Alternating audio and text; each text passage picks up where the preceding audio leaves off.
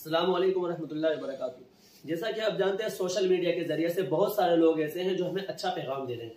कोई वाक़यात बताता है, कोई कुरान बताता है, कोई हदीस बताता है, जो कि हमारे लिए बहुत ज़्यादा ज़रूरी है। यहीं पर हमारे कुछ मुसलमान भाई ऐसे हैं जो कुरान हदीस को जानते हैं, समझते हैं, उनसे सीखते हैं, उनसे लोगों को सिखाते हैं। तो कुछ यूट्यूबर्स मैंने ऐसे देखे और आपने भी ऐसे देखे होंगे जो हमें अच्छा मैसेज तो देते हैं, साथ ही साथ वो अच्छे मैसेज के साथ दीन के अंदर कमी पेशी कर देते हैं। अब आपको मेरी बात समझ में ना आई हो तो आप अपने यूट्यूब को उठाकर देखिए, आपको बहुत सारे यूट्यूबर ऐसे मिल जाएंगे जो हमें ऐसी ऐसी बातें बताते हैं जिनके जरिए से हमें महसूस होता है कि वाकई में इस्लाम एक बहुत बढ़िया मजहब है, बहुत अच्छा मजहब है। और गैर मुसलमान लोग, हमारे हिंदू भाई, हमारे क्रिश्चियन भाई, हमारे यहूदी भाई, सब इसको देखकर फायदा उठाते हैं और उनको महसूस होता है कि इस्लाम एक बहुत अच्छा मजहब है। लेकिन इस्लाम बहुत अच्छा मजहब है, इसी तरीके से इस्लाम के कुछ उसूल है। अगर कोई मुसलमान उन उसूलों को छोड़कर अपना एक अलग उसूल बना लेगा तो वो दायरा ईमान से बाहर है। अल्लाह के नबी सल्लल्लाहु अलैहि वसल्लम के जरिए से हमें यह बताया गया, सिवाय अल्लाह के कोई माबूद नहीं। और इस्लाम में जो कुछ हमें सिखाया गया उसके अलावा हमारे लिए कोई भी चीज इंपॉर्टेंट नहीं, चाहे वो चीज हमें अच्छी लगती हो या बुरी लगती हो। आज हमारे कुछ मुसलमान जो यूट्यूब चैनल पर अपने सब्सक्राइबर बढ़ाने के लिए, लाइक बढ़ाने के लिए, पैसे कमाने के लिए जिस तरीके का पैगाम मुसलमानों को देते हैं, गैर इस्लामी भाइयों को देते हैं, वो बिल्कुल सरासर गलत है। अब आप देखिए, दिवाली का त्योहार आया, हमारे कुछ मुसलमान जिनके नाम के आगे मोहम्मद लगता है, जो इस्लाम से, रसूलुल्लाह से, अल्लाह से ताल्लुक रखते हैं, वो अच्छे वीडियोस क्रिएटर करके बनाते हैं, यूट्यूब पर डालते हैं। लेकिन वही लोग दिवाली के मुतालिक हमें क्या पैगाम देते हैं कि एक मुसलमान दिवाली की मिठाई खा सकता है, एक मुसलमान दिवाली की शुभकामनाएं दे सकता है। इस्लाम इन तमाम चीजों के खिलाफ है। हालांकि आप अपने किसी हिंदू भाई को जाकर हैप्पी दिवाली नहीं बोलोगे तो उसका दिल नहीं दुखेगा, लेकिन अगर आप किसी हिंदू भाई के पास जाकर कहोगे हैप्पी दिवाली तो अल्लाह आपसे नाराज हो जाएगा।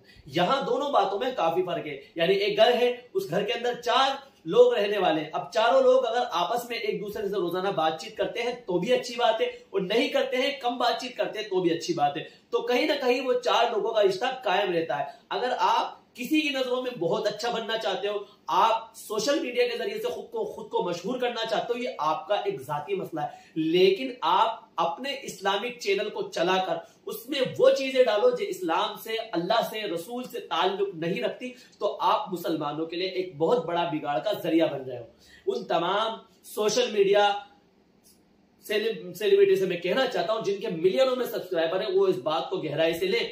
जिस किसी वीडियो को वो क्रिएट करे, पहले अपने मोहल्ले के आलिम को, हाफिज को, मुफ्ती को दिखाएं, इसलिए कि इस मेरी वीडियो के अंदर इस्लाम के मामले में कोई जर्रा बराबर कोताही तो नहीं, कोई कमी तो नहीं। अगर कमी हो तो मौलाना साहब बताइए, मैं इस वीडियो को अपलोड नहीं करूं। लेकिन हम लोग ऐसा नहीं करते। हम वो तमाम वीडियोस अपलोड करते हैं जिनके जरिए से एक मुसलमान की जहनियत बदलती। आज से 100 साल पहले यहूद ईसाई ने क्या किया? उन्होंने क्या किया? उन लोगों ने सोचा कि हम मुसलमानों के अंदर बेपर्दगी को आम कर दे, हिजाब को दूर कर दे, उनके जिस्मों को नंगा कर दे, उनके बदन पर वो लिबास लाएं जिनके जरिए से उनका जिस्म दिखे, जिनके जरिए से उनके इज्जत व आबरू लुट जाए। ये एक प्लानिंग की यहूद ने आज से 100 साल पहले। लेकिन जैसे ही उन्होंने नंगापन सोशल मीडिया के जरिए से, जिस किसी भी जरिए से हमारे हिंदुस्तान के मुसलमान भाई, हमारे हिंदुस्तान के हिंदू भाई, हमारे हिंदुस्तान के रहने वाले किसी भी घर के अंदर ये गंदा माहौल जब डालना चाहा तो फौरन उसके रिजल्ट उनको अच्छे नहीं मिले। जब उन्होंने देखा कि यहाँ के हिंदू, यहाँ के मुसलमान इस माहौल को कबूल नहीं करते, तो उन लोगों ने क्या करा? एक प्लानिंग करी। क्या प्लानिंग करी? उन्होंने बच्चों के लिए कंपनी के जरिए से वो छोटे छोटे कपड़े बनाना शुरू करे। यानी अगर आपके घर में एक बेटी होती है, चाहे वो हिंदू घर हो, चाहे वो मुसलमान घर हो, तो जब उस घर के अंदर एक बेटी पैदा होती है तो वहां जब हम उसके लिए कपड़े लेने जाते हैं मार्केट में, 2 साल की, 1 साल की, 3 साल की बच्ची के लिए, तो कैसे कपड़े मिलते हैं? हाफ आस्तीन के। कैसी चड्डी मिलती है? हाफ। इसी तरीके से वो लड़की जब 4 साल की हो जाती है तो कैसी ड्रेस मिलती है कि उसकी ड्रेस के अंदर यहां से कटिंग हो रही है, पीछे से गला कट रहा है, और हाथ में जो डिजाइन है वो क्या कहते हैं, कहीं से कट रहा है, कहीं से सिल रहा है, कहीं से कुछ। तो कहीं ना कहीं एक 4-5 साल की का बच्ची का जिस्म दिखता है। और हमारी शरीयत के अंदर तो 9 साल की उम्र में बच्ची बालिग हो जाती है। आप देखते हैं हिंदुस्तान के अंदर रोजाना रेप केसेस बढ़ते जा रहे हैं, चाहे वो हमारी हिंदू बहन हो, चाहे वो मुसलमान बहन हो, चाहे वो क्रिश्चियन बहन हो, चाहे वो सिख बहन हो, चाहे वो बुद्ध बहन हो, चाहे वो दलित बहन हो, कोई भी हमारे धर्म में, किसी भी धर्म से ताल्लुक रखने वाली कोई भी लड़की हो, उसकी इज्जत रोजाना लूट रही है। कोई ना कोई दरिंदा उसकी इज्जत और आबरू को लूट रहा है। क्यों लूट रहा है? क्योंकि 9 साल की बच्ची के साथ भी किसी की जहनियत शामिल हो सकती है सेक्स करने के लिए, रेप करने के लिए। क्यों? क्योंकि 9 साल की बच्ची देखकर किसी की भी जहनियत खराब हो जाती है। तो जब 4-5 साल की उम्र से ही हम अपने बच्चों को वो लिबास पहनाते हैं जिनके अंदर आधा कपड़ा छुपा रहता है, आधा कपड़ा ढका रहता है, आधा कपड़ा दिखता है, आधा फटा रहता है, तो इस तरीके से जब 4-5 साल की बच्ची इस तरीके का लिबास पहनना शुरू करती है, जब उसकी उम्र 10 साल होती है तो वो क्या कहती है कि मैं तो फ्रॉक पहनूंगी, मैं तो यहाँ हाफ आस्तीन की स्कर्ट पहनूंगी और इसी तरीके से मैं अपने बालों को खुला रखूंगी। तो हम बचपने में उसकी बात को इग्नोर कर देते हैं। फिर वो बच्ची जब 15 साल की होती है, तो इस्लामी कल्चर की मैं बात कर रहा हूँ और हिंदू कल्चर की भी मैं बात कर रहा हूँ कि हमारे हिंदू भाइयों में भी अभी भी वो घर मौजूद है जिनके घरों के अंदर इतना इतना पल्ला लिया जाता है। वो अपने चेहरों को बताना पसंद नहीं करती सिवाय अपने शोहर के, अपने आदमी के। लेकिन ये कुछ घर हैं इस्लामी मामलात में भी और हिंदू मामलात में भी, कुछ घर ऐसे हैं जहां पर इस चीज की पाबंदी की जा रही है। लेकिन अक्सरियत क्या है? अक्सरियत हिंदुस्तान में रहने वाले 100% लोगों की तादाद में 20% मुसलमान, 80% हमारे हिंदू भाई हैं। उसमें दलित भी आ गए, सब लोग आ गए, तो अक्सर तादाद हमारे हिंदू भाइयों की। लेकिन इन 100% लोगों के अंदर अगर हम एक चीज को नोटिस करेंगे, वो क्या है कि 100% में से 80%, 90%, यहां तक कि 95% लोग ऐसे जिनके घरों के अंदर बेपर्दगी आम है। यानी क्या कि उन घरों के अंदर लड़कियां हाफ आस्तीन की टी शर्ट पहनती, उन घरों की लड़कियां दुपट्टा नहीं ओढ़ती, उन घर की लड़कियां फ्रेंकली रहती है, किसी भी मर्द से मजाक करने में पीछे नहीं हटती, उन घर की लड़कियां अपने चेहरों को छुपाना कोई बड़ी बात नहीं समझती। क्यों?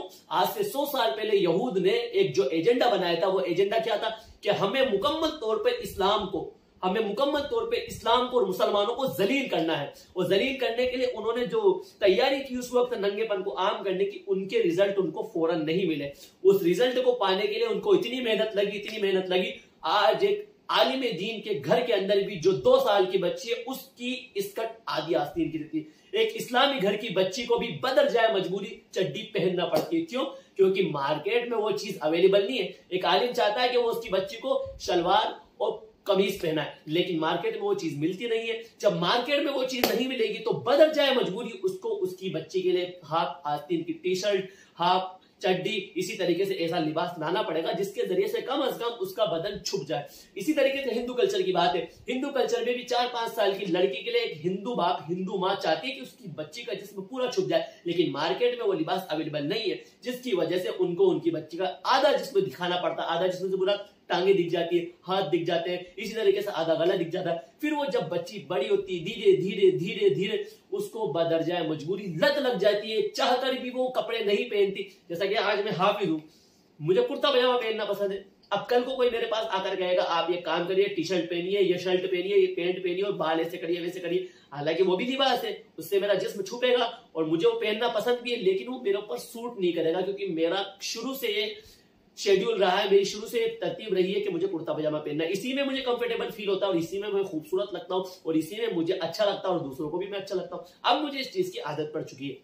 हालांकि पैंट शर्ट पहनना कोई गलत नहीं, कोई गुनाह नहीं, लेकिन मेरी इस चीज की आदत पड़ चुकी है। इसी तरीके से कोई पैंट शर्ट पहनता है, कोट वगैरह पहनता है, उसको अगर जाके कुर्ता पजामा पहना दूंगा वो पहन लेगा 1 दिन 2 दिन, लेकिन वो परमानेंट इस चीज को एक्सेप्ट नहीं करेगा, क्योंकि उसकी आदत नहीं है, वो खुद को इसमें कंफर्टेबल फील नहीं करता, उसको नहीं लगता कि मैं इसमें अच्छा लगता हूं। इसी तरीके से एक लड़की जो अपने जिस्म के अक्सर हिस्से को बचपन से दिखाती हुई आ रही है, जब वो बड़ी होगी तो वो चाहती तो है कि बुर्खा पहने, वो चाहती तो है अपने जिस्म को छुपाए, वो चाहती तो है कि घूंघट ले, चाहे वो हिंदू बहन हो, चाहे वो मुसलमान बहन हो, दलित बहन हो, क्रिश्चियन हो, बुद्ध हो, कोई भी, वो अपने जिस्म के आज़ा को छुपाना चाहती है, लेकिन फिर भी उसको उसमें कंफर्टेबल फील नहीं होता। इसलिए बदर जाए मजबूरी, जो लिबास वो बचपन से पहनती हुई आ रही है उसी लिबास को वो जवानी बुढ़ापे तक पहनती रहती है। फिर बुढ़ापा जब आता है तो धीरे धीरे आदमी सोचता है, अब ये भी एक सोचने की बात है, जब एक औरत जवान औरत बूढ़ी होती है तो वो सारे कपड़े नहीं पहनती जो जवानी में पहनती, क्योंकि उस वक्त अपने आप एक माहौल ऐसा क्रिएट होता है, घर में बुजुर्ग लोगों का एक अदब किया जाता है, बुजुर्ग लोगों को एक तरतीब से जीना सिखाया जाता है, तो वहां वो ऐसे कपड़े नहीं पहनती जिनको पहनकर उसको बुरा महसूस हो। तो यानी जो लड़की बुर्का पहनना चाहती है उसको उसमें कंफर्टेबल फील नहीं हो रहा, वो चाह रही है इस्लाम के रूल फॉलो करे, लेकिन उसको बचपन से जिस चीज का आदी बनाया गया है आधे कपड़े पहनने का, उसमें डल जाएगी। एक हिंदू बहन घूंघट लेना चाह रही है, कमीज सलवार पहनना चाहिए, लेकिन जिस माहौल को उसको बचपन में जिस माहौल में रखा गया वो उसी माहौल में रहना पसंद करेगी। वो पहनना तो चाहिए, अपने हिंदू रीति रिवाजों को फॉलो तो करना चाहिए, लेकिन फिर भी उसको उसमें कंफर्टेबल फील नहीं होगा। एक पंजाबी कुड़ी, एक पंजाबी लड़की भी अपने सलवार सूट को पहनना चाहिए, लेकिन बचपन से उसको जो माहौल दिया गया है उस माहौल की वजह से वो लिबास कबूल नहीं करती। मैं कहां से कहां आ गया, हमारा टॉपिक क्या चल रहा था, हमारा मौजू क्या था? मौजू ये था, जो यूट्यूबर्स इस्लामी वीडियोस बनाते, इस्लामी बातें हमें बताते हैं, वो कहीं ना कहीं इस्लाम में कमी पेशी कर देते हैं, कहीं बढ़ा देते हैं, कहीं घटा देते हैं, किसी चीज को सही कर देते हैं, किसी चीज को गलत कर देते हैं, जो जायज है उसको नाजायज कर देते हैं, जो नाजायज है उसको जायज कर देते हैं। तो मेरा कहना यह है, आज आप 11-12 मिलियन लेकर शुरुआत कर रहे हो, आज आपने जो टॉपिक पढ़ा है, आज इसके इतने नुकसान नहीं दिख रहे। आप कह रहे हो कि हैप्पी दिवाली कहना कोई दिक्कत वाली बात है, हमारे हिंदू भाइयों का त्योहार है, वो उसको खुशी से मनाए, हमें उससे एतराज नहीं। हम उनको इस्लाम की दावत देते हैं, वो उनके धर्म की दावत देते हैं। अगर वो अपने धर्म को सच्चा मानते